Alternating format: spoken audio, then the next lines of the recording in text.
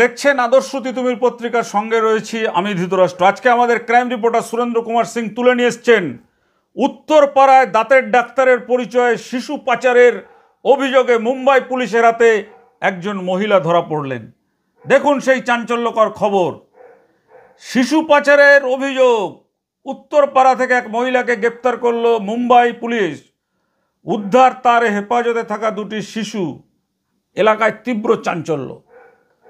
Police সূত্রে যেটা জানা গেছে, মুম্বাই পুলিশের ওয়াড্রা ট্র্যাক টার্মিনাল থানার 4 সদস্যের একটি দল উত্তরপাড়ায় আসে এবং মুম্বাইয়ে একটি শিশু পাচারের দল ধরা পড়ে। সেখান থেকে তদন্ত করে জানা যায় যে উত্তরপাড়ায় এই যোগ রয়েছে।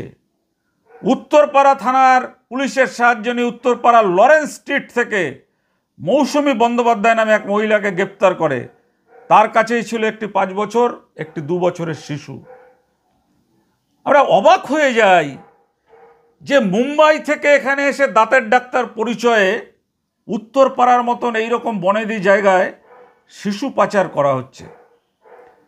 আর যে ধৃত মহিলা, যিনি ধরা পড়েছেন, তিনি নিজেকে একজন দাঁতের চিকিৎসক বলেন। উড়িষ্যার একটি হাসপাতালে তিনি ডেন্টিস্ট হিসাবে কাজ করছেন। এই ধৃতকে শ্রীরামপুর আদালতে পেশ করা হয়েছিল এবং সেখান থেকে তাকে ট্রানজিট রিমান্ডে নিয়ে মুম্বাই পুলিশ তাকে মুম্বাইতে নিয়ে গেছে। এই একই মামলায় আরও 3 জনকে মুম্বাইতে গ্রেপ্তার করা হয়েছিল এবং সেই গ্রেপ্তারের পরেই কিন্তু এই তদন্ততে জানা যায় উত্তরপাড়ার যোগ রয়েছে। কিন্তু আমাদের এখানে একটাই প্রশ্ন থাকে যে ছোট ছোট বাচ্চাদের নিয়ে ছিনিমিনি খেলা, ছোট ছোট বাচ্চাদের পাচার করা, এ জিনিস কিন্তু চলতে পারে না। এ জিনিস কিভাবে মুখোশের আড়ালে থেকে নিজেরা একেবারে সাজ পোশাক সুন্দর রেখে এরা কীভাবে এই ধরনের কাজ করেন, কিন্তু আমাদের অবাক করেছে। এই যে মহিলার ছবি আমরা দেখুন, মুখটা একটু ঢেকে, চোখটা ঢেকে আপনাদের দেখাচ্ছি। দেখে কোনো বোঝার উপায় নেই যে ইনি শিশু পাচারকারী। সাবধান থাকবেন, আপনার শিশুকেও সাবধানে রাখবেন এইসব শিশু পাচারকারীদের হাত থেকে। আপনারা?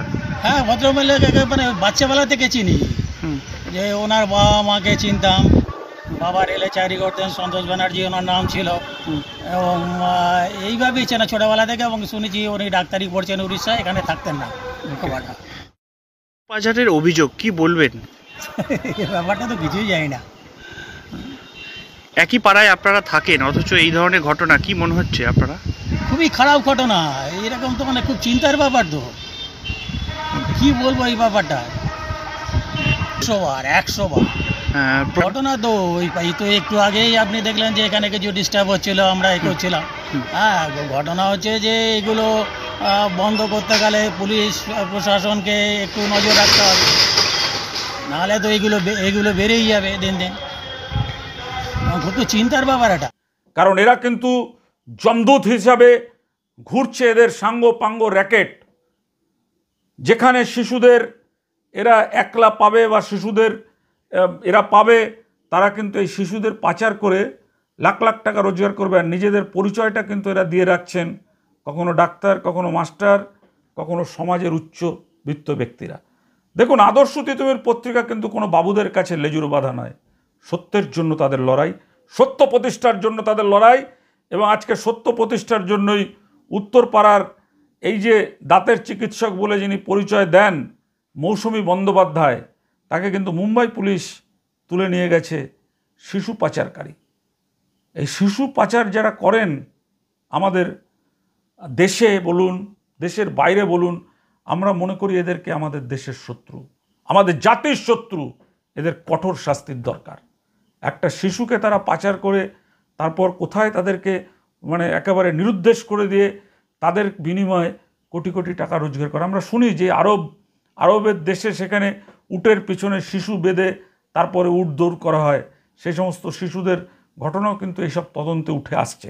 আজকের দেখুন, উত্তরপাড়ায় দাঁতের ডাক্তারের পরিচয়ে শিশু পাচার, মুম্বাই পুলিশের হাতে ধরা পড়লেন সেই শিশু পাচারকারী।